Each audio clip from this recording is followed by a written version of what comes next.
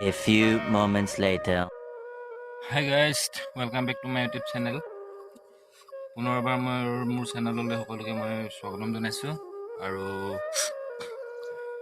আজি পুৱাই এফালে যাব ওলাইছোঁ আৰু মই কলেনো আজি গৈছোঁ আপোনালোকক দেখুৱাই আছোঁ আৰু আপোনালোকে চাই থাকক আৰু মোৰ যদি ভিডিঅ'বিলাক চাই যদি ভাল লাগে তেনেহ'লে লাইক শ্বেয়াৰ কৰিব আৰু ছাবস্ক্ৰাইব কৰিব মোৰ চেনেলটো মই যাতে আগলৈ আপোনালোকক নতুন ভিডিঅ' দিব পাৰোঁ। আহক ভিডিঅ'টো আৰম্ভ কৰোঁ। হেল্ল' গাইজ, এতিয়া মই পাই গ'লোহি। মই ক'ত আছোঁ এতিয়া আপোনালোকক কৈ দিছোঁ। মই আহিছোঁ আজি পানীতোলা বৰনামঘৰলৈ আহিছোঁ। এতিয়া পালোহি গেটৰ ওচৰত। চাওক আপোনালোকে,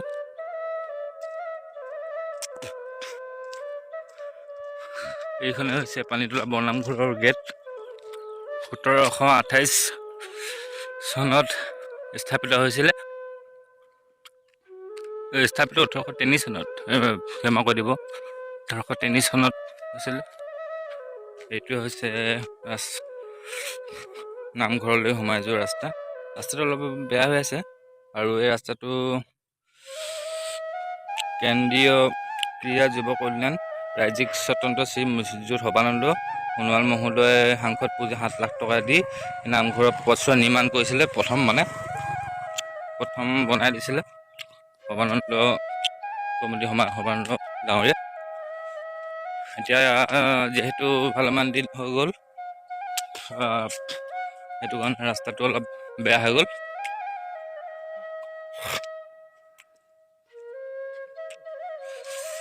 বৰ ধুনীয়া পৰিৱেশ, ঠাণ্ডা।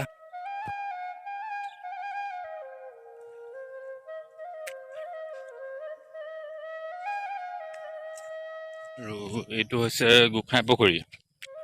দেখিছে আপোনালোকে চাইনবোৰ্ডখন, গোঁসাই পুখুৰী শ্ৰী শ্ৰী পানীতোলা বৰনামঘৰত খনন কৰি দিছে। কিমান দিনৰ আগতেই হৈছিল, 1979 চনৰ পৰা 80 চনত। ইমান পুৰণা পুখুৰী এইটো।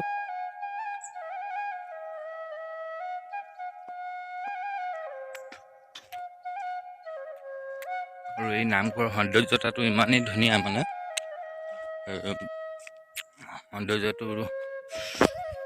ইমানেই ধুনীয়া আৰু ইয়াত আহিলে মানে মনবিলাক একদম প্ৰফুল্লিত হৈ যায়। আৰু ভগৱানৰ ইয়াত বহুত কথা আছে, নামঘৰৰ বিশেষত্ব বহুত কিবা কিবি আছে।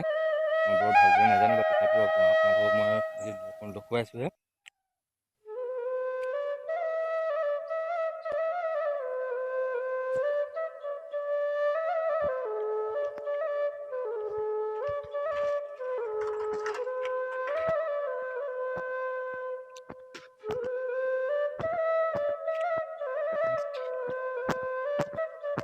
চাওক, পানীৰ সোঁত গৈ আছে এই কালভাৰ পুলৰ তলেদি।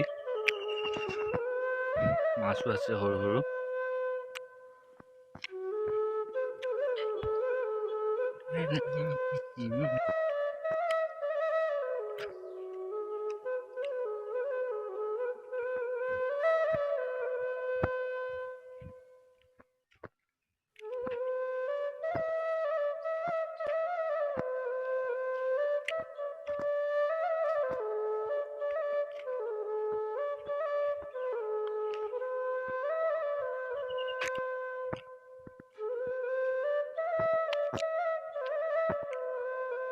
এয়াই হৈছে আমাৰ পানীতোলা বৰনামঘৰ।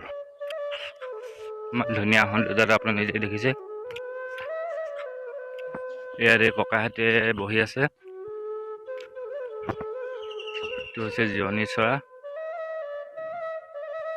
দেখিছে কিমান ধুনীয়া।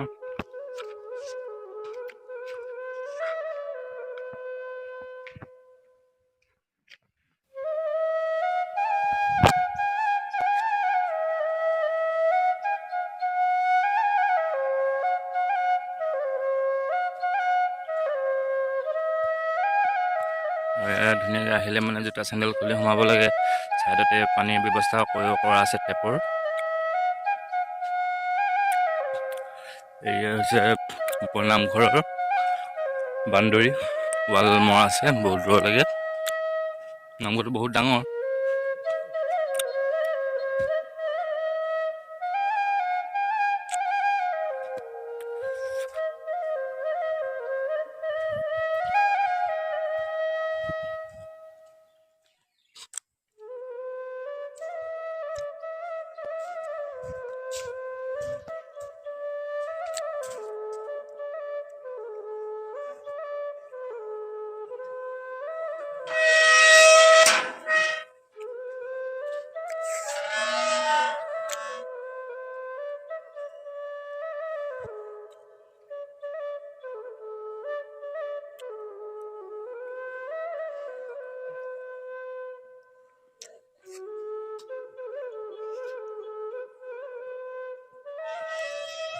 এইটো হৈছে বননামঘৰ। দেখিছে এতিয়া এটা কন্দু বা আৰু কি ধুনীয়াকৈ ফুল সজাই থৈছে।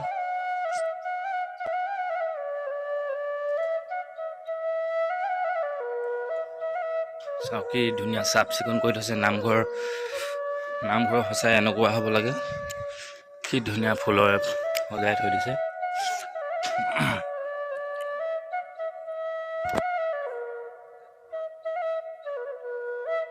ইয়াত মানে আহিলে আপোনালোকে আহিব। বহুত মানুহ আহে বাৰু, মই ক'লেও আহে আৰু ইয়াত আহি মানে এনেকুৱা লাগে ভগৱানক যেন একদম চকুৰে দেখা নিচিনা লাগে। ইয়াত আহিলে আৰু যি বিচাৰে আপোনালোকে মানে তাকেই পোৱা যায়। আৰু এই হৈছে নামঘৰৰ ভিতৰলৈ সোমাই যোৱা প্ৰৱেশ দুৱাৰ। ইয়াতে মানে ভকতসকলে ইয়াতে আশীৰ্বাদ কৰে। সকাম নিকাম মানে চব কৰা হয়। এইফালেও আছে প্ৰৱেশ কৰাৰ দুৱাৰ, এইটো এইফালেও আছে।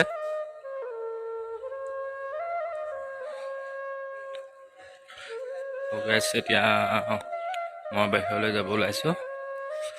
আপোনালোক ভিডিঅ'টো চাই থাকক।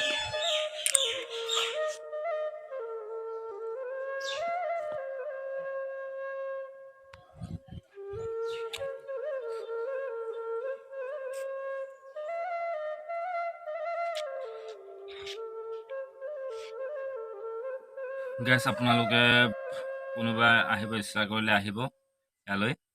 ধুনীয়াকৈ আপোনালোকে পাণ তামোল জতাই মেলি এখন শৰাই দি যাব পাৰে আৰু সকাম কৰিবলৈ পাৰে।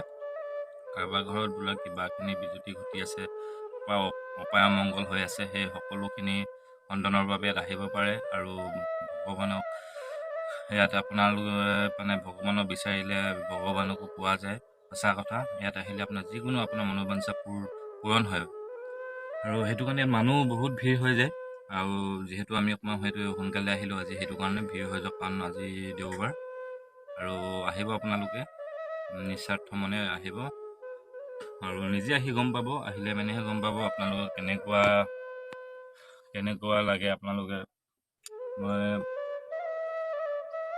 মই যেনেকৈ কৈছোঁ সেইটো আপোনালোকে আহিলেহে গম পাব। মানে আপোনালোকে বিচৰা বস্তুটো ইয়াত পায় নাপায়, সঁচাকৈ পায়।